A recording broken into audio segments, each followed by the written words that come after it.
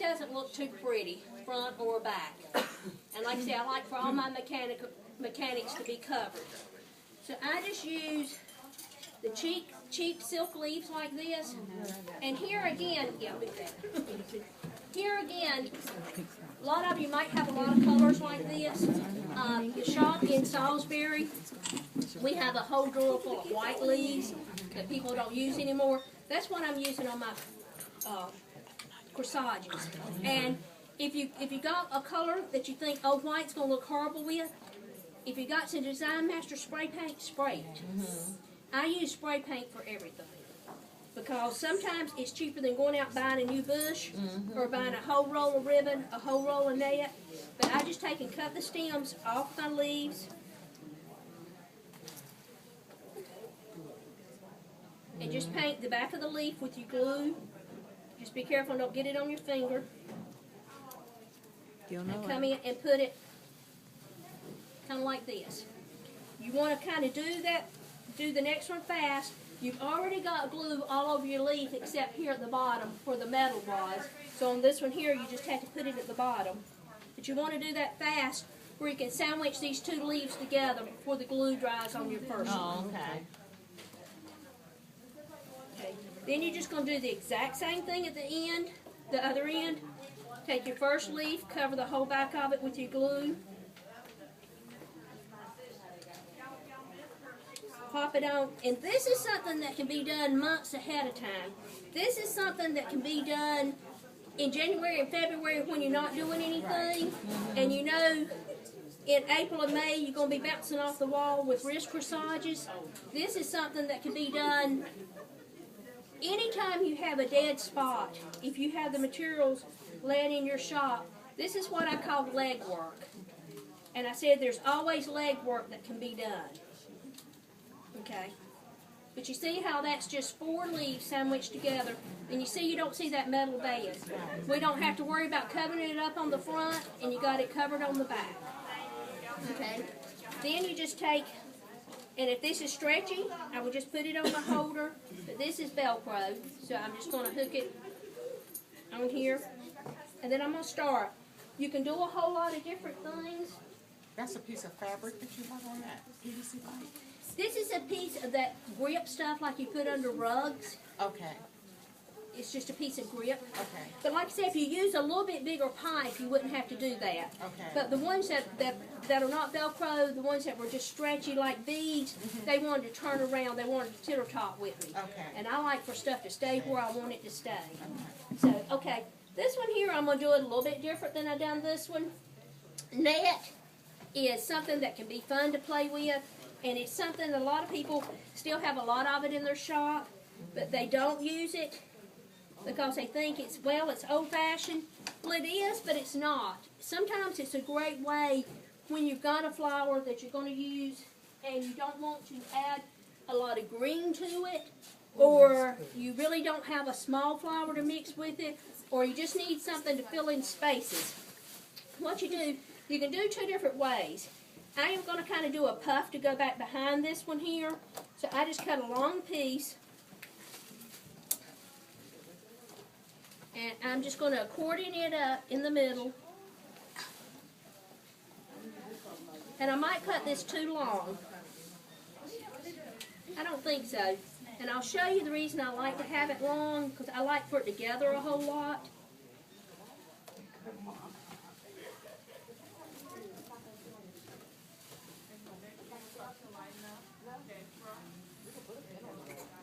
Just take your wire, put it in the middle,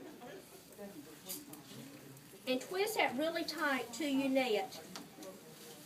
If you have to pick up your needle nose to twist it real tight to your net, and then you can just cut that off close to the wire, and then I usually just take my needle nose and bend that down.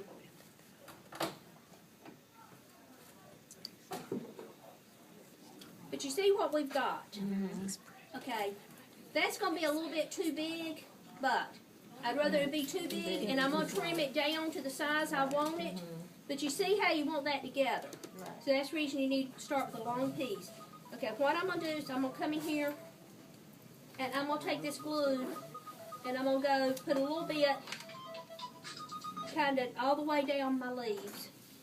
And I'm going to take this and I'm just going to put it on there. Just be careful and don't get burned on the hot glue. Okay? Now I'm going to come back with my scissors and trim that down to the size I think I want it to be. And when I start putting my stuff on here, if I still think it's a little bit too big, I can always come back and trim a little bit more. You'd rather have to come back and trim a little bit more than you had cut too much to start with. But you see, I'm still keeping it an oval. That kind of just gives you a base. Now, I don't like to make, like I say, if I make 10 wrist corsages, I like for all 10 of them to look different. Because these girls pay a lot of money for these dresses, and they want their corsages to be pretty and be different. Okay, I'm going to mix this orchid and these white roses. And that's one reason I decided on this to use the net, because I could not find a little filler flower or anything I like to tuck in here. So that's the reason I decided to use the net. And it's good sometimes, you know, when you're working with black and red, or people want black in their corsage. We do have these little roses. And like I said, there's a couple corsages made over there. These roses work fantastic for making wrist corsages, shoulder corsages, boutonnieres.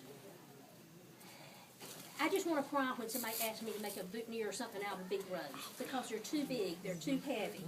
And these, even if you use 3 of them, it might be as big as a big rose, but it doesn't look as huge. Right. But these, and we've got these in a lot of really pretty colors this year. They're in the bright green, and we do have them in black. And I had made a wrist corsage up here. I know at the florist I have done a lot using the red Phalaenopsis orchid and the black roses, and they have sold like crazy. Because it's hard, you know, in real you can't get anything black. It's hard to get red, because basically the only thing you've got in red are the little spray roses. And Gerber daisies, and they're too big and too fragile to use. But what I do is I come in here and I start, I'm going to add, this is asparagus. I'm going to add just a little bit of green to this, just to kind of give me a base. There's this asparagus that's really pretty, and this comes in a big long stem. I have used this in this arrangement here.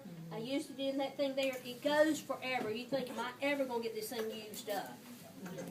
But I cut me a couple pieces, and see, I even cut some. I'm not using the whole piece. I want just a tip there.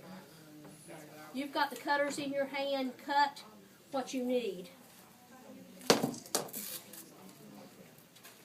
And here again, what I do is I just come in here, and I'm just going to put some glue kind of down like that.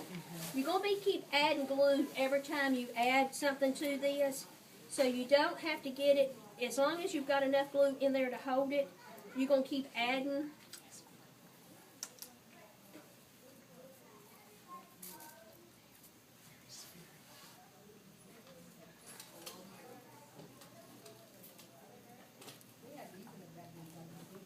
And see, if you need to, I just add a little bit of glue to that. But you see something, it doesn't have to be heavy, heavy. You can always come back and add more, but it's hard to work if you get too much. Always remember, a little bit's better than too much. Just the only thing on these roses, you just have to kind of check, because sometimes the glue is turned loose. So I try to kind of, I could probably pull this off, but I just tug a little bit. If it comes off, I always make sure I glue it on. When I'm making my longest one, I kind of like to take this stem and kind of make just kind of a little hairpin like this, where it glues in better than just a straight stick going in. Because you know, common sense, that's going to hold better in the glue than a straight piece going in.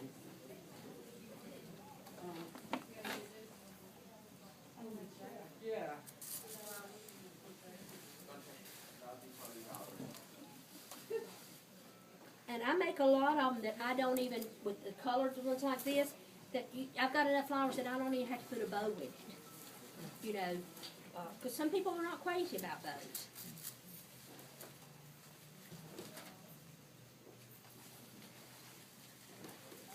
Okay. Okay. What have I done with this corsage? You determine your height. I've got my height and my width. And I do this on 99.9% of everything I do. Because I know where I'm stopping, and I know where I'm starting, I know where I'm stopping. Okay? I usually like to use the smaller orchids. And here again, how many corsages could you get out of this stem of orchids? Oh, yeah. You know, and if you get to the bigger ones and you can't use them in that, but you cut them off, cut these off, put them on a long peak, and put them in an arrangement. You don't have to throw them away just because they get too big for a corsage. Or you can't use them, you know, you have some left over or whatever. If my stems are not where I can bend them, you see that one there won't bend.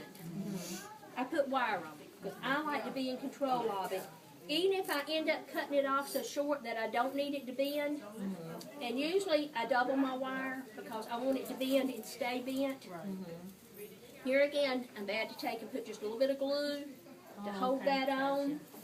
It's like I say, I'm a mechanical person. I want to know this thing is going to stay together when it goes out of my shop or wherever I'm working.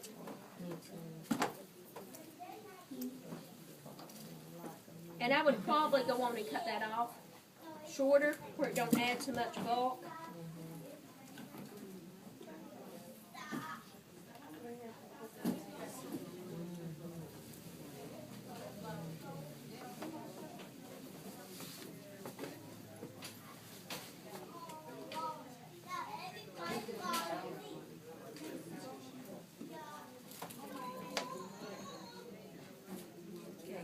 Now, see, I can bend that wire and my fog will stay bent up.